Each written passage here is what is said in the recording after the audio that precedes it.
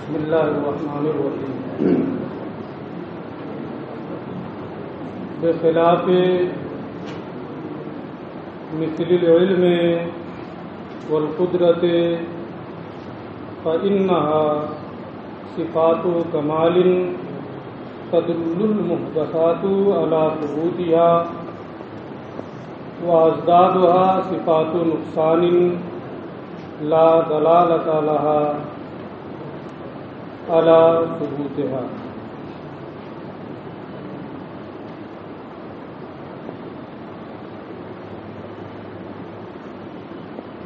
ما سبق میں انہوں نے اللہ عز و جل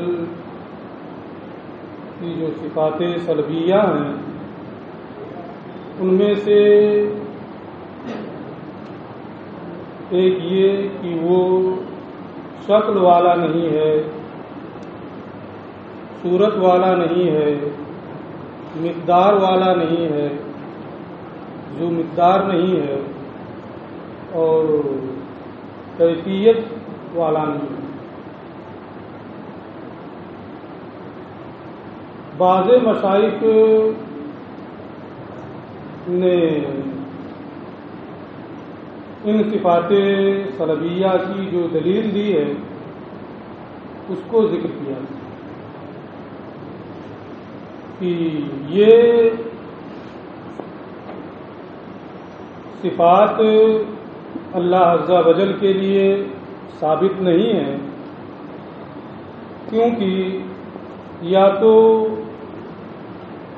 اللہ عز و جل اگر ان کو مانا جائے تو یا تو جمیع اشکال و صور اور جمیع مقادیر و کیفیات اس میں پائی جائیں گی. ایسی صورت میں اجتماع نقیضین لازم آئے گا.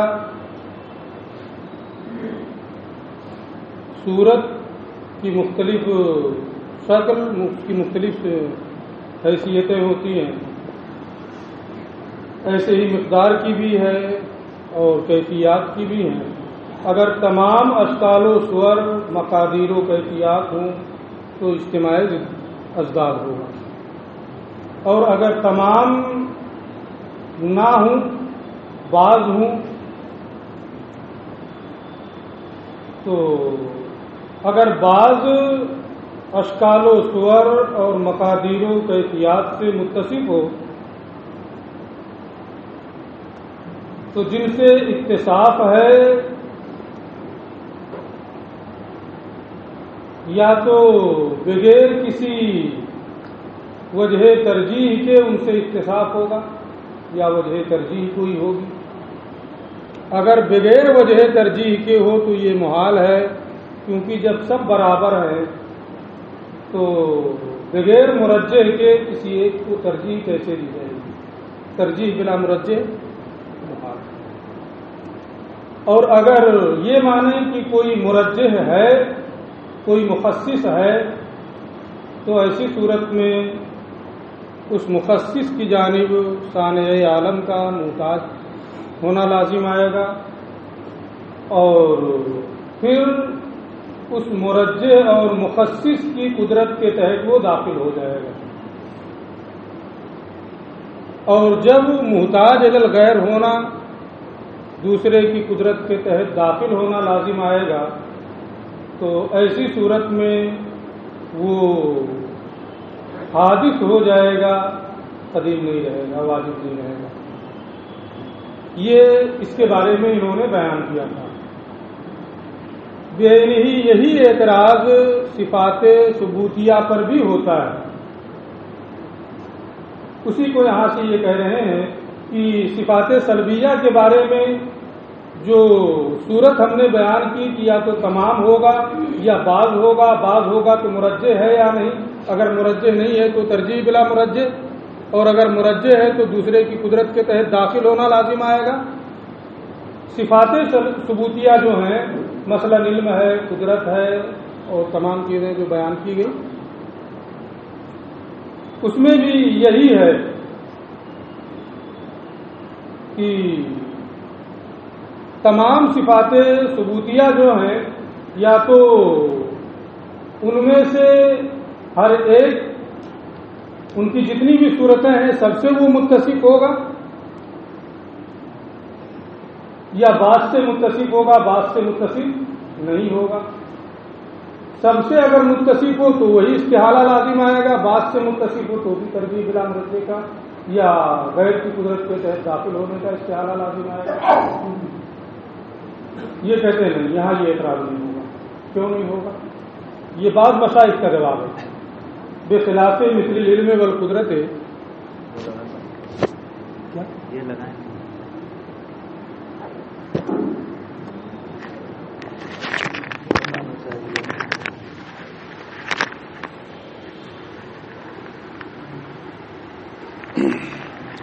بخلاف مثل العلم والقدرت، برخلاف علم اور قدرت وغیرہ صفات ثبوتیہ کے مثل کے، کہ یہاں یہ صورت لازم نہیں آئے گی.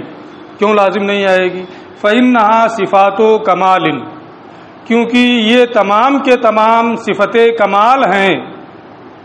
تدل المحدثات علی ثبوتہا، محدثات و ممکنات یعنی عالم، صانع عالم کے لیے ان کے ثبوت پر دلالت کر رہا ہے.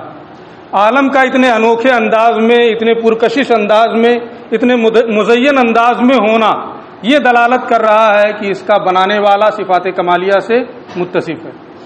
اور وہ جو ماسبق میں ہیں نا محدثات، ان کے ثبوت پر دلالت نہیں کرتے ہیں، کیونکہ یہ صفات کمال ہیں. محدثات یعنی ممکنات اور عالم، یہ ان کے ثبوت پر دلالت کرتے ہیں. وَأَزْدَادُهَا صِفَاتُ نُقْصَانٍ، اور ان صفات ثبوتیہ کے جو ازداد ہیں، علم کی جو ضد ہے، قدرت کی جو ضد ہے وغیرہ ذالک، لا دلالت لها علی ثبوتها، ان ازداد کے ثبوت پر محدثات کی بالکل دلالت نہیں ہے. کیونکہ یہ عالم جو ہے ان کے ازداد مثلا علم کی ضد جہل پر دلالت نہیں کرے گا. اتنا حسین اور خوبصورت دنیا کو بنانا ہے نا، کوئی جاہل بنائے گا؟ لا دلالت، تو ان کے ازداد جو ہیں وہ صفات نقصان ہیں. ان ازداد کے ثبوت پر محدثات بالکل دلالت نہیں کرتے ہیں. اور جب محدثات ان پر دلالت ہی نہیں کرتے ہیں تو ان کا ثبوت بھی ذات باری کے لیے نہیں ہوگا. تو اجتماع ازداد بھی لازم نہیں آئے گا ہے نا، کہ ازداد کا بھی ثبوت ہو جائے اور کیا نام ہے علم کا بھی ثبوت ہو جائے، جہل کا بھی ثبوت ہو جائے، قدرت کا بھی ثبوت ہو جائے اور عجز کا بھی ثبوت ہو جائے. کیوں؟ اس لیے کہ صفات کمال ہیں، عالم اور ممکنات ان صفات کمالیہ کے ثبوت پر دلالت کر رہے ہیں اور ان کے ازداد کے ثبوت پر ان کی دلالت نہیں ہو رہی ہے. لہذا صفات سلبیہ کے سلسلے میں جو شبہ ہوا ہے وہ شبہ یہاں پر نہیں ہوگا. تو یہ مشائخ کی جو دلیلیں ہیں صفات سلبیہ کے سلسلے میں، کہ وہ عرض نہیں ہے، جسم نہیں ہے، جوہر نہیں ہے، ذی مقدار نہیں ہے، ذی صور نہیں ہے وغیرہ ذالک، علامہ فرماتے ہیں کہ لا علی ما ذهب، ان کی بنیاد ان دلائل پر نہیں ہے جن کی جانب بعض مشائخ گئے ہیں، اور ان کے دلائل یہ ہیں. کیوں؟ لأنها تمسکات ضعیفہ، اس لیے کہ یہ ساری کی ساری دلیلیں کیا ہیں؟ ضعیف ہیں، کمزور ہیں. مثلا صورت والی میں یہ انہوں نے یہ کہا ہے کہ اگر کوئی مرجح اور مخصص ہوگا تو اس کا غیر کی قدرت کے تحت داخل ہونا لازم آئے گا. خود ذات باری تعالیٰ ہی مرجح ہو تو غیر کی قدرت کے تحت داخل ہونا لازم نہیں آئے گا، ہے نا. اسی طریقے سے جتنے بھی دلائل انہوں نے دیے ہیں ساری دلیلیں یہ کیا ہیں؟ کمزور ہیں، ضعیف ہیں. توہن عقائد الطالبین، جو طلباء کے عقائد کو کمزور کرتی ہیں. وہ توسع مجال الطاعنین، اور تان و تشنی کرنے والوں کے راستوں کو وسعت دیتی ہیں، ان کے لیے راستہ کھولتی ہیں. اس لیے ان دلائل کی ضرورت نہیں ہے. دلائل وہی ہیں جو ہم نے ما سبق میں بیان کیے ہیں، جن کی جانب اشارہ کیا۔ کیوں کمزور ہوں گے عقائد اور تانو تشنی کی جگہ ملے گی؟ زعم منہم، ان کے اس خیال کی بنیاد پر، ان تلک المطالب العالیہ، کی مقصد تو اتنا بلند ہے، مبنیۃ علی امثال ہذہ الشبہات الواہیہ، اور اس کی بنیاد اتنے کمزور ہے نا شبہات پر رکھی گئی ہے نا، یہ نہیں ہونا چاہیے، اس لیے ان دلائل کی حاجت نہیں ہے۔ واحتج المخالف بالنصوص الظاہرہ فی الجہت والجسمیت والصورت والجوارح، اور مخالفین مجسمہ وغیرہ جو ہیں، مشبہہ وغیرہ جو ہیں، ان لوگوں نے اللہ عز و جل کے لیے جہت، جسمیت، صورت اور اعضائے جوارح کے ثبوت میں نصوص ظاہرہ سے حجت پیش کی ہے، ان آیات و احادیث سے حجت پیش کی ہے جن میں ان کا ذکر آیا ہے۔ مثلا الرحمن علی العرش استوی، ید اللہ فوق ایدیہم وغیرہ ذالک۔ تو ان نصوص ظاہرہ سے ان لوگوں نے استدلال کیا ہے کہ اللہ عز و جل جسم، صورت، اعضائے جوارح اور جہات سے متصف ہے۔ یہ ایک دلیل ہے نصوص ظاہرہ سے ان کی۔ دوسری دلیل وَبِأَنَّ كُلَّ مَوْجُودَيْنِ فُرِضَ، دوسری دلیل یہ ہے کہ ہر ایسے دو موجود جنہیں فرض کیا جائے، دو موجود آپ مانیں، انہیں فرض کریں، اگر دو موجود آپ فرض کرتے ہیں، لابد ان یکون احدہما متصلا بالآخر مماثلا لہ، تو ضروری ہے کہ ان دونوں میں سے ایک دوسرے سے متصل اور اس سے مماث ہو، اس میں حلول کیے ہوئے ہو، یا تو یہ صورت ہوگی، او منفصلا ہو، یا تو اس میں حلول کیے ہوئے ہوگا، اس سے متصل ہوگا، مماث ہوگا، اور جب بالکل اتصال ہو جائے گا تو اس میں حلول کرنا پایا جائے گا، او منفصلا ہو مباینن فی الجہت، یا اس سے جدا ہو اور جہت میں اس سے الگ ہو، بالکل اس سے جدا ہوگا تو اس کی جہت الگ ہوگی۔ تو دو صورتیں ہیں، دو چیزیں آپ نے فرض کی ہیں، تو یا تو یہ دونوں آپس میں متصل ہوں گی اور ایک کا دوسرے میں حلول ہوگا، یا دونوں میں انفصال ہوگا۔ اگر انفصال ہے تو دونوں کی جہت الگ الگ ہوگی۔ واللہ تعالی لیس حالا ولا محلا للعالم، اللہ عز و جل نہ عالم میں حلول کرنے والا ہے اور نہ عالم کے لیے محل ہے، اس لیے کہ اگر عالم میں وہ حلول کرنے والا ہو یا عالم کے لیے وہ محل بن جائے تو اس کا حادث ہونا لازم آئے گا، اس لیے مماث ہونے اور متصل ہونے والی صورت ممکن نہیں ہے، کیونکہ اللہ عز و جل عالم میں حلول کرنے والا یا عالم کے لیے محل نہیں ہے، کیونکہ عالم اور عالم کی جمیع اشیاء یہ کیا ہیں؟ حادث ہیں، لہذا اللہ عز و جل عالم میں حلول کرنے والا اور اس کا محل نہیں ہے۔ جب ایک صورت باطل ہے تو دوسری صورت جو ہے فیکون مباینًا للعالم فی جہت، لہذا وہ اللہ عز و جل جو ہے یہ کسی جہت میں عالم سے ہٹ کر ہوگا، عالم کے مخالف ہوگا، یعنی ایک جہت عالم کی ہوگی اور ایک جہت صانع عالم کی ہوگی۔ دو موجود آپ نے فرض کیا ہے، ایک عالم اور ایک صانع عالم، جب ان کا متصل اور مماث ہونا باطل ہے تو جہت میں ایک دوسرے کے مباین ہونا یہ ضروری ہے، اور جب جہت میں مباین ہونا ضروری ہے کہ اس عالم کی ایک جہت ہو، صانع عالم کی ایک جہت ہو، اور جس چیز کے لیے بھی جہت ہوتی ہے وہ متحیز ہوتا، تو ذات باری تعالیٰ کے لیے تحیز لازم آئے گا، اور جو متحیز ہوتا ہے وہ جسم ہوتا ہے تو اس کا جسم ہونا لازم آئے گا۔ فیکون مباینًا للعالم فی جہت، لہذا وہ عالم کے کسی جہت میں عالم سے الگ ہوگا، فیتحیز، لہذا وہ متحیز ہوگا، فیکون جسمًا، لہذا وہ جسم ہوگا، تو جسم تو ثابت ہو گیا کہ صانع عالم کے لیے جسم ہے نا، اور جزء جسم، یا جسم کا جز بنے گا یعنی جوہر فرد ہوگا، ہے نا، یا جسم یا جوہر فرد مصوراً شکل و صورت والا بھی ہوگا، متناہیاً متناہی بھی ہوگا۔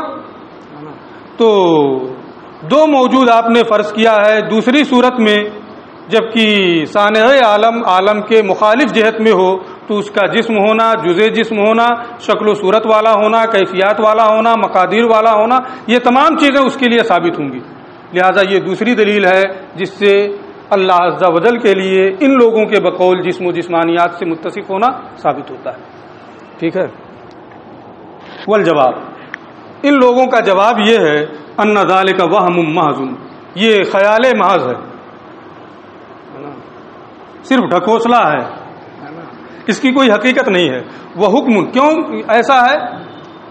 اس لیے کہ یہ قیاس الشاہد، قیاس الغائب علی الشاہد کے قبیل سے ہے، اور غائب کو شاہد پر قیاس کرنا باطل ہے۔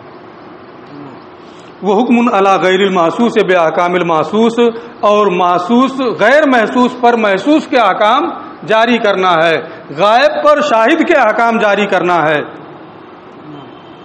اور قیاس الغائب علی الشاہد یہ باطل ہے۔ لہذا یہ دلیلیں سب کے سب کیا ہیں؟ باطل ہے۔ والادلۃ القطعیہ، اور یہ دلیل تو باطل ہے، ساتھ ہی ساتھ قطعی دلیلیں موجود ہیں کہ اللہ عز و جل ان صفات سے منزہ ہے۔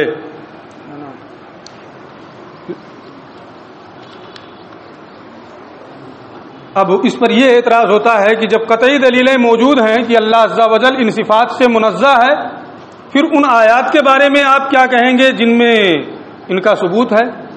تو یہ پہلے جو انہوں نے جواب دیا ہے یہ جواب ان کی دوسری دلیل کا ہے، اور یہی دلیل دوسرے جواب کو، پہلے والے اعتراض کے جواب کو بھی مستلزم ہے۔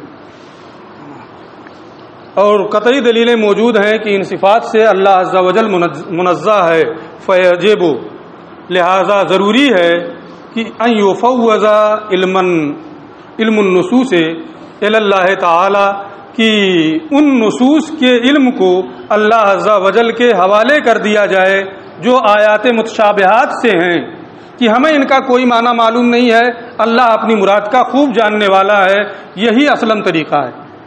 فیجب، لہذا واجب ہے کہ ان نصوص کے علم کو اللہ کے حوالے کر دیا جائے، علی ما ہوا داب السلف، جیسا کہ یہی اسلاف کا طریقہ ہے، ایثارا للطریق الاسلم، ارجح اور اسلم راستے کو ترجیح دیتے ہوئے، یہی محققین کا مذہب ہے، یہی راجح ہے، یہی بہتر ہے۔ او یو اول، یا ان نصوص کی تعویل کی جائے بتاویلات صحیحۃ، درست تعویل، علی مختارہ المتاخرون، جیسا کہ متاخرین نے یہی اختیار کیا ہے کہ جو آیات متشابہات سے ہیں، جو آیات متشابہات ہیں ان کی صحیح اور درست تعویل کر سکتے ہیں، تاکہ لوگوں کو شبہ ہی نہ ہو کہ پھر اس کے نازل کرنے کا کیا مقصد ہے نا۔ دفعا لمطاعن الجاہلین، جاہلوں کے طعن و تشنیع کو دور کرنے، و جذباً لغبِ القاصرین، اور کوتاہ نظر مسلمانوں کے بازو کو کھینچنے کے لیے، انہیں بچانے کے لیے، سلوکاً للسبیل الاحکم، اور مستحکم راستے پر چلتے ہوئے۔ تو دونوں اعتراض کا ان کے جواب ہو گیا۔ پہلا اعتراض انہوں نے کیا تھا، پہلی دلیل انہوں نے دی تھی آیات کریمہ سے، یہ آیات کریمہ والا جواب ہو گیا کہ وہ آیات متشابہات، ان آیات متشابہات کا علم اللہ عز و جل کو ہے، ہمیں اس کے بارے میں کچھ معلوم نہیں۔ اللہ اپنے کلام کا نازل کرنے والا ہے، وہ اپنی مراد کو خوب جاننے والا ہے۔ اور دوسرا اسی کا جواب یہ ہے کہ اس کی صحیح تعویل کی جائے تاکہ لوگوں کے دلوں میں کسی قسم کا شبہ نہ ہو۔ ان کی دوسری دلیل کا جواب انہوں نے ماسبق میں یہ دیا ہے کہ یہ قیاس الغائب علی الشاہد کے قبیل سے ہے، اور یہ باطل ہے۔ ولا یشبہہ شیء، اور کوئی بھی چیز اللہ کے مماثل نہیں ہے، اے لا یماثلہ، اللہ کے کوئی چیز مماثل نہیں ہے۔ اب مماثلت کی دو وضاحتیں کی جاتی ہیں، ایک تو یہ کہ تمام ذاتیات میں کوئی چیز شریک ہو دوسری چیز کے، تو اس کو کہا جاتا ہے کہ یہ اس کے مماثل ہے۔ یہ معنی اگر مراد لیں کہ تمام ذاتیات میں اتحاد ہے، تو اللہ عز و جل کے لیے مماثل کا نہ ہونا یہ بالکل واضح ہے، کیونکہ ایسی صورت میں جب تمام ذاتیات میں اتحاد ہوگا تو تعدد وجبہ لازم آئے گا۔ اگر کوئی چیز اس کے مماثل ہوگی، اے لا یماثلہ، اس لیے کہ کوئی اس کے یعنی اس کے مماثل کوئی نہیں ہے، اما اذا ارید بالمماثلۃ، لیکن جب مماثلت سے اتحاد فی الحقیقت مراد لیں، یعنی جمیع ذاتیات میں مماثل اور مماثل لہو کا ہے نا اتحاد ہو، اما اذا ارید بالمماثلۃ، یعنی جب مماثلت سے مراد لیا جائے اتحاد فی الحقیقت، یعنی دونوں باہم مماثل چیزیں تمام ذاتیات میں متحد ہیں، فظاہر، تو یہ بالکل ظاہر ہے کہ اللہ عز و جل کا ایسا کوئی مماثل نہیں ہے، ورنہ پھر تعدد وجبہ لازم آئے گا۔ واما اذا ارید بہا، لیکن جب مماثلت سے مراد لیں کون الشیئین بحیث یسد احدہما مسد الاخر، کہ دو چیزیں آپس میں مماثل ہیں، ہے نا، اگر مماثلت سے یہ مراد لے رہے ہیں کہ دو چیزوں کا اس طرح سے ہونا کہ ان میں کا ایک دوسرے کے قائم مقام بن سکے، ان میں سے ایک جن چیزوں کی صلاحیت رکھتا ہے دوسرا بھی ان چیزوں کی صلاحیت رکھے، اتحاد فی الحقیقت کا معنی مراد نہ لے، جمیع ذاتیات میں متحد ہونے کا معنی مراد نہیں، بلکہ دو چیزوں کا اس طرح ہونا کہ ان میں کا ایک دوسرے کے قائم مقام ہو سکے، اے یصلح کل واحد منہما لما یصلح لہ الاخر، یعنی ان دونوں میں سے ہر ایک اس چیز کی صلاحیت رکھے جس کی صلاحیت دوسرا رکھتا ہے۔ تو اگر مماثلت کا یہ معنی مراد لیا جائے دوسرا معنی، تو بھی اللہ عز و جل کے لیے کوئی مماثل نہیں ہے، کیوں؟ فَلِأَنَّ شَيْئًا مِّنَ الْمَوْجُودَاتِ لَا يَسُدُّهُ تَعَالَى فِي شَيْءٍ مِّنَ الْأَوْصَافِ، تو اس کے باطل ہونے کی، اس صورت میں مماثل نہ ہونے کی وجہ یہ ہے کہ موجودات میں سے کوئی بھی چیز کسی وصف میں ذات باری تعالیٰ کے قائم مقام نہیں ہو سکتی ہے، اور جب کسی وصف میں موجودات میں سے کوئی بھی چیز ذات باری تعالیٰ کے قائم مقام نہیں ہو سکتی تو کوئی اس کے مماثل بھی نہیں ہوگا۔ کیوں مماثل نہیں ہو سکتی ہے ممکنات میں سے کوئی بھی چیز کسی وصف میں ذات باری تعالیٰ کے؟ فإن أوصافه من العلم والقدرت وغیر ذالک، کیونکہ اللہ عز و جل کے جمیع اوصاف، خواہ اس کا تعلق علم سے ہو یا قدرت سے ہو یا اس کے علاوہ سے ہو، اجل، بہت ہی عظیم ہیں، وَأَعْلَى، اور بزرگوں برتر ہیں ان سے جو مخلوقات میں ہیں۔ تو اللہ عز و جل کے اوصاف مخلوقات کے اوصاف سے بہت ہی اجل و اعلیٰ ہیں، بحیث لا مناسبت بینہما، اس طریقے سے کہ ان میں باہم کوئی مناسبت نہیں ہے، اور جب ان میں کوئی مناسبت نہیں ہے تو ممکنات کی کوئی بھی صفت باری تعالیٰ کے قائم مقام نہیں ہو سکتی ہے، اور جب کوئی بھی صفت قائم مقام نہیں ہو سکتی ہے تو مماثلت کے معنی ثانی کے اعتبار سے بھی اللہ عز و جل کے لیے کوئی مماثل نہیں ہوگا۔ اب ایک دعویٰ انہوں نے اس عبارت میں یہ کیا ہے کہ لا مناسبت بینہما، ان کے درمیان کوئی مناسبت نہیں ہے، تو اس کی تائید میں صاحب بدایہ علامہ نور الدین کی عبارت پیش کر رہے ہیں، قال فی البدایہ، بدایہ میں ہے امام نور الدین احمد بن محمود صابونی، قال فی البدایہ، بدایہ میں ہے ان العلم منا، ہمارا علم موجود ہے لیکن موجود ہوتے ہوئے کیا ہے؟ عرض ہے، وہ علم محدث، اور ایسا علم ہے جو ممکن ہے، حادث ہے نا، ہمارا علم کیا ہے؟ حادث ہے، پہلے نہیں تھا اب ہے، وہ جائز الوجود ہے، اور اس کا وجود ممکن ہے، وہ یتجدد فی کل زمان، ہر آن اس میں تجدد ہوتا رہتا ہے نا، اس لیے کہ آراز کے قبیل سے ہے، آراز کے لیے بقا نہیں ہے، اس میں تجدد ہوتا رہتا ہے، یہی متکلمین کا مذہب ہے، اس لیے اس کو بھی کہا ہے نا، اور وہ جائز الوجود ہے اور ممکن الوجود ہے، وہ یتجدد فی کل زمان، اور ہر آن میں اس میں تجدد و تغیر ہوتا رہتا ہے، فلو اثبتنا العلم صفتا للہ تعالی، تو اگر ہم اللہ عز و جل کی صفت علم کو ثابت کریں، لکانا موجودن، تو وہ بھی کیا ہوگا؟ موجود ہوگا، وہ صفتاً قدیمتاً، لیکن موجود ہونے کے باوجود وہ کیا ہے؟ صفت قدیمہ ہے نا، وہ عرض نہیں ہے، حادث نہیں ہے، وہ واجب الوجود ہے اور اس کا وجود ضروری ہوگا، جائز الوجود نہیں ہوگا۔ وہ دائما من الازل الی الابد، ہر آن اس میں تجدد نہیں ہوگا بلکہ ازل سے ابد تک دائمی طور پر وہ باقی رہے گا۔ تو ہمارے علم میں اور اللہ عز و جل کا جو علم ہے ان دونوں میں کوئی مناسبت نہیں ہے۔ ہمارا علم جو ہے وہ عرض ہے، حادث ہے، ممکن الوجود ہے، اس میں ہر آن تجدد ہوتا رہتا ہے۔ اللہ عز و جل کا جو علم ہے وہ اس کی صفت قدیمہ ہے، واجب الوجود ہے، تجدد کی کوئی گنجائش نہیں ہے، ازل سے ابد تک وہ دائمی طور پر باقی رہے گا۔ فلا یماثل علم الخلق، لہذا اللہ عز و جل کا جو علم ہے یہ مخلوق کے علم سے کسی طرح سے مماثل نہیں ہوگا، بے وجہ من الوجوہ، کسی طریقے سے اللہ کا علم مخلوق کے علم کے مماثل نہیں ہے۔ ہذا کلام، یہ امام نور الدین احمد بن محمود صابونی کا کلام ہے۔ اپنے اس کلام میں انہوں نے صراحت کی ہے اس بات کی، فقط سر رہا، انہوں نے اپنے اس کلام میں اس بات کی صراحت کی ہے بأن المماثلۃ عندنا، کہ ہمارے نزدیک مماثلت انما یثبت بالاشتراک فی جمیع الاوصاف، جمیع من کل الوجوہ اشتراک سے ہمارے نزدیک مماثلت ثابت ہوگی۔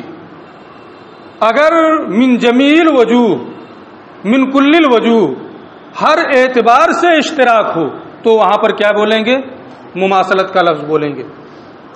اگر من وجہین اشتراک ہے، جیسے اللہ کا علم ہمارا علم دونوں موجود ہیں، من وجہین تو اشتراک ہے نا، لیکن یہاں مماثلت نہیں بولیں گے۔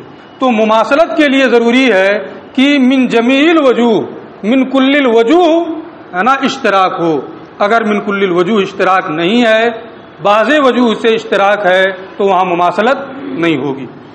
فقط سر رہا، علامہ نے اپنی کتاب میں یہ صراحت کر دی کہ مماثلت ہمارے نزدیک ثابت ہوگی جمیع اوصاف میں اشتراک کی وجہ سے، یعنی من کل الوجوہ تمام اوصاف باہم مشترک ہوں تو اب وہاں مماثلت ہوگی۔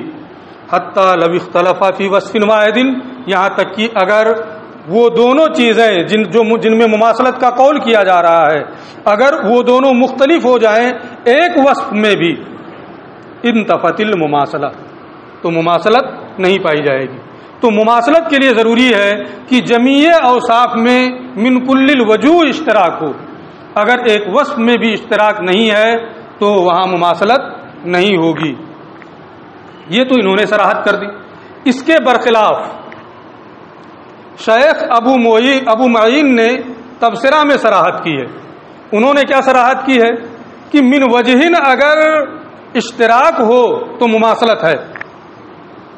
من وجہن اگر، ان کا کیا مطلب ہوا کہ تمام اوصاف میں من جمیع الوجوہ، من کل الوجوہ اشتراک ہو، اس وقت مماثلت کا لفظ ہوگا۔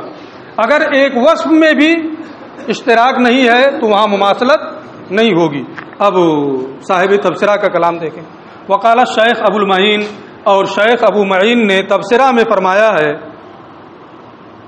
کہ یہ ہمیں تسلیم نہیں ہے نا، جو کہا جا رہا ہے ہمیں تسلیم نہیں ہے، اور تسلیم نہ ہونے کی دو دلیلیں ہیں۔ پہلی دلیل، ان نجد اہل اللغہ، ہم لغوی حضرات کو پاتے ہیں، لا یمتنعون من القول، کہ وہ اس بات کے کہنے سے نہیں رکتے ہیں، اس بات کے کہنے سے باز نہیں آتے ہیں۔ کس بات کے؟ بأن زیدا مثل لعمر فی الفقہ، بالکل ان کی بات سمجھ میں آ رہی ہے نا۔ ابھی دیکھیے گا کہ زید عمر کے مماثل ہے کس چیز میں؟ فقہ میں۔ تو جمیع اوصاف میں زید اور بکر میں مماثلت ہے، اشتراک ہے، صرف ایک وصف میں اشتراک ہے، فقہ میں۔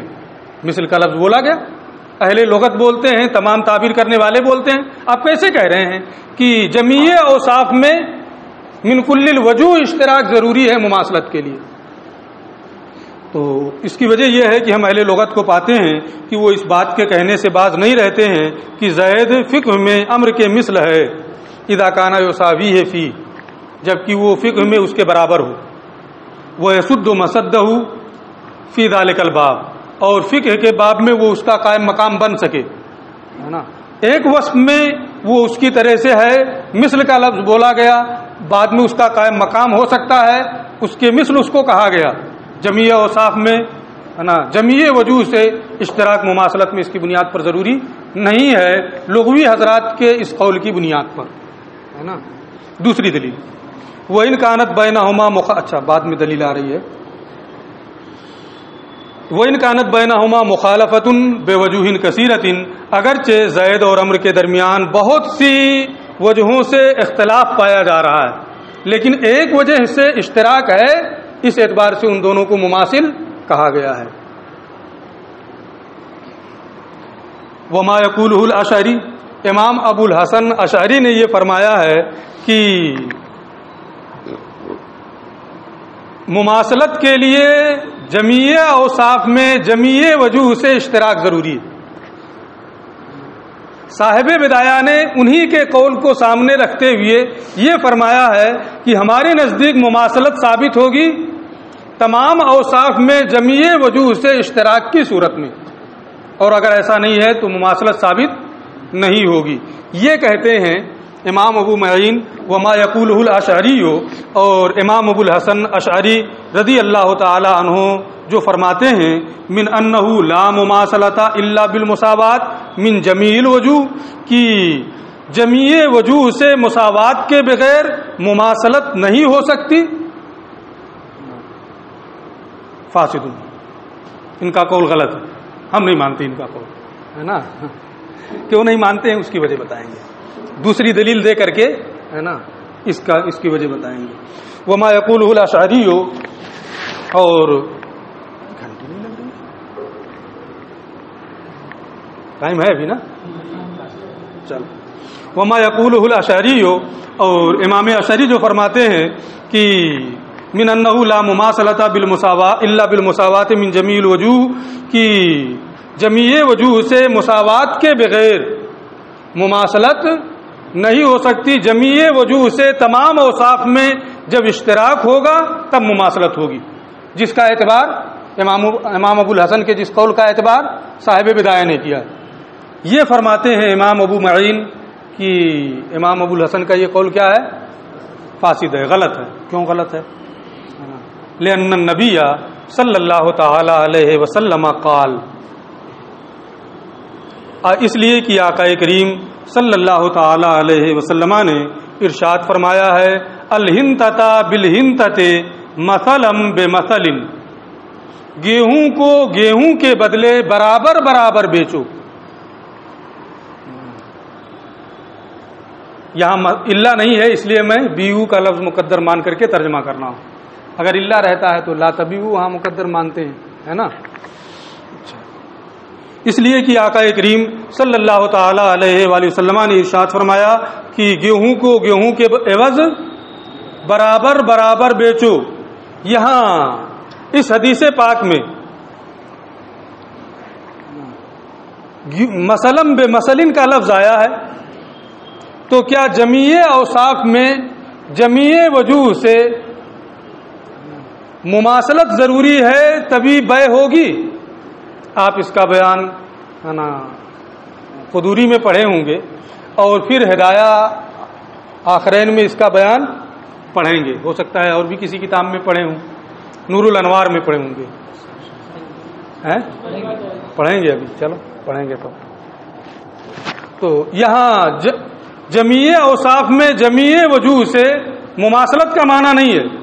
معنی کیا ہے؟ صرف قیل میں مماثلت ہو،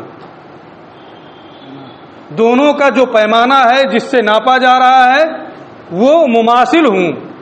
یہ نہیں ہے کہ ایک کو بالکل دھوپ میں رکھ کر کے سکھا لیا گیا ہے تو دوسرے کو بھی سکھا لیا گیا ہو، ایک میں 100 دانے ہیں تو دوسرے میں بھی 100 دانے ہوں، ایک کے دانے موٹے ہیں تو دوسرے کے دانے بھی موٹے ہوں. یہ تمام چیزیں شرط ہیں. بلکہ یہاں تک فقہا فرماتے ہیں کہ ردی کو جید کے عوض اگر بیچ رہا ہے تب بھی کیل میں مساوات ضروری ہے. اس میں تعداد زیادہ ہو جائے گی، ایک میں کم ہو جائے گی، ہے نا.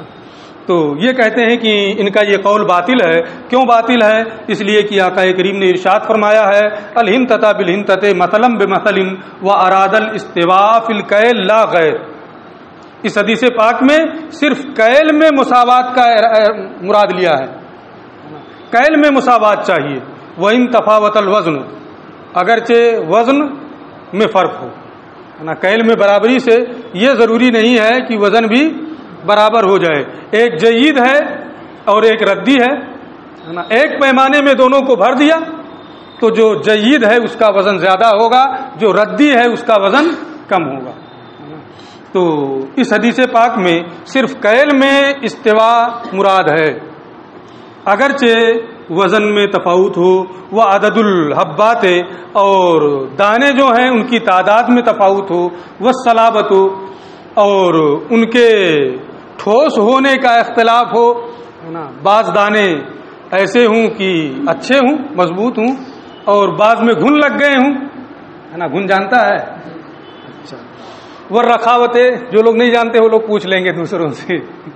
وہ رخاوتیں اور نرم ہونے میں ہے نا ایک دوسرے سے متفاوت ہوں. تو اگرچہ ان تمام اوصاف میں ان میں تفاوت ہو، صرف کیل میں اگر مساوات ہے، استوا ہے، تو وہاں مثلاً بے مثلاً کا لفظ آقا کریم ارشاد فرما رہے ہیں. اس کا مطلب یہ ہوا کہ جمیع اوصاف میں جمیع وجوہ سے اشتراک مماثلت کے لیے ضروری نہیں ہے، بلکہ اگر ایک وصف میں بھی اشتراک ہے باقی میں اختلاف ہے تو مماثلت ہے. یہی نحویوں لغویوں کا بھی قول ہے. بات تو ان کی بڑی قوی لگ رہی ہے نا، لیکن ہے نہیں ہے نا. بظاہر ان کی بات بہت قوی لگ رہی ہے لیکن بظاہر ہی ہے. امام ابو الحسن اشعری رحمۃ اللہ تعالی علیہ نے جو یہ فرمایا ہے کہ جمیع اوصاف میں جمیع وجوہ سے مساوات ہوگی تو مماثلت ہے نا. اور اسی کی ترجمانی صاحب بدایہ امام نور الدین نے بھی کی ہے. شیخ ابو المعین کو سمجھنے میں کچھ دشواری ہوئی. ان کا مطلب جو ہے وہاں تک نہیں پہنچ سکے.